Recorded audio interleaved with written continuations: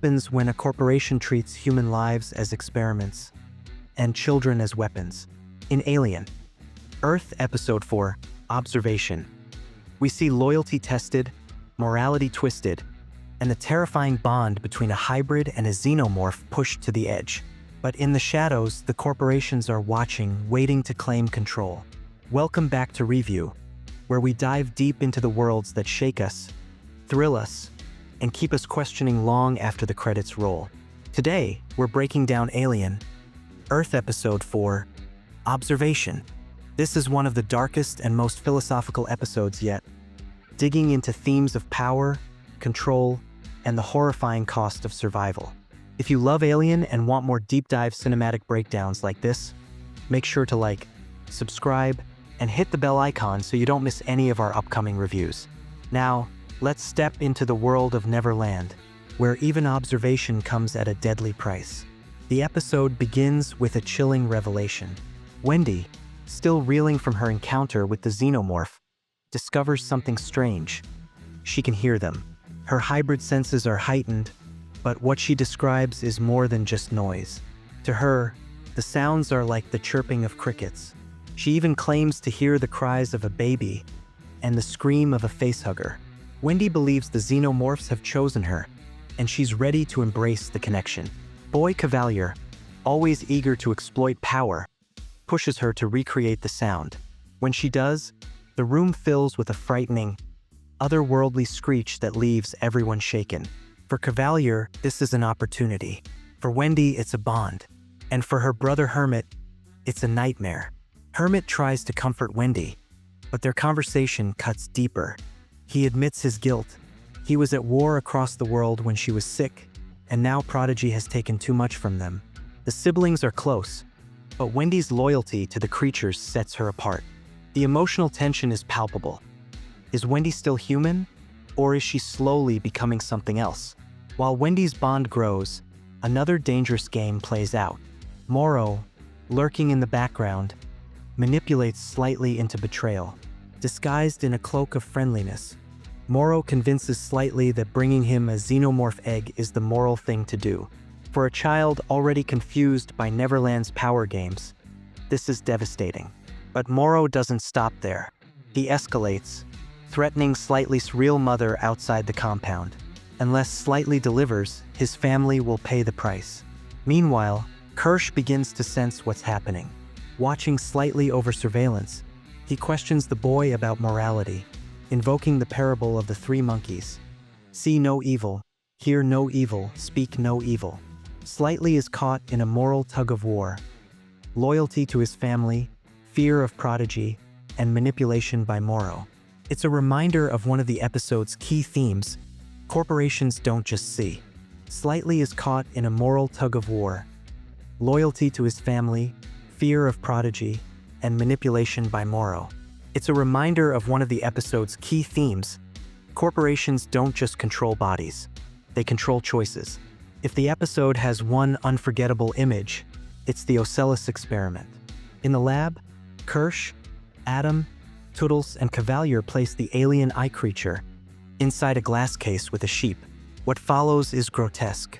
The Oelis latches onto the sheep's eye, burrows deep, and reanimates the corpse as its host. The scene is pure nightmare fuel, surgical, clinical, and yet deeply unsettling. As the creature stares back through its host, Cavalier locks eyes with it, almost as if they understand each other. Kirsch acknowledges the intelligence of the creature, but the moment is about more than science. It's about control. The Oelis becomes a metaphor for the way corporations invade, consume, and hollow out life, leaving only puppets behind. And while the characters watch in horror, we as viewers are reminded: observation isn't passive. In Neverland, to watch is to exploit. Away from the lab, another unsettling storyline unfolds. Arthur leads Sylvie into the jungle, wrestling with guilt. He admits the possibility that in their pursuit of a hyper-advanced AI, 6 children may have been killed. The cost of progress weighs heavily, but Sylvie tries to reason with him. Their conversation is interrupted by NIBS, who claims she's pregnant. Arthur immediately dismisses the idea as impossible, But Nibs insists otherwise. In Sylvie's office, she tries to explain reproduction, but Nibs grows angry, lashing out violently. Soldiers are called to escort her back, but the moment reveals something deeper. The hybrids are children forced into adult roles, stripped of natural growth and maturity. This is the tragedy of Neverland. Imagination without guidance becomes chaos. And once again, the cost of Prodigy's experiments falls on the innocent. Hermit finds himself under crushing pressure. Adam threatens him with medical bills and separation from Wendy unless he spies on her. Prodigy demands proof that the transition has worked. Hermit resists at first, but the threat of losing his sister breaks him. He agrees to stay, sacrificing his freedom for family. Meanwhile, Cavalier plays a more psychological game. He reminds Wendy that none of the other hybrids have their families with them. What makes her so special? His manipulation drives a wedge between brother and sister, pushing Wendy further into Prodigy's grasp. The cruelty here is subtle but devastating. For Prodigy, family is not sacred, it's leverage. And Wendy, desperate for connection, begins to align herself more with the creatures than with her own blood.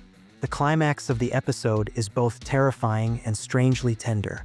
Hermit examines his scar in the mirror, haunted by what Prodigy has implanted inside him. Suddenly, the baby Xenomorph bursts from his lung and through the glass case. Its appearance is snake-like, violent. Yet when Wendy recreates the sound she's been hearing, the creature calms. In a haunting reversal of the usual alien formula, Wendy reaches out and pets it. The monster that should terrify her instead recognizes her as its kin. This moment encapsulates everything observation stands for. To Prodigy, this is progress. To Hermit, it's horror. To Wendy, it's belonging. And to us, it's a chilling reminder that the line between humanity and monstrosity is vanishing. Observation is more than just another alien story.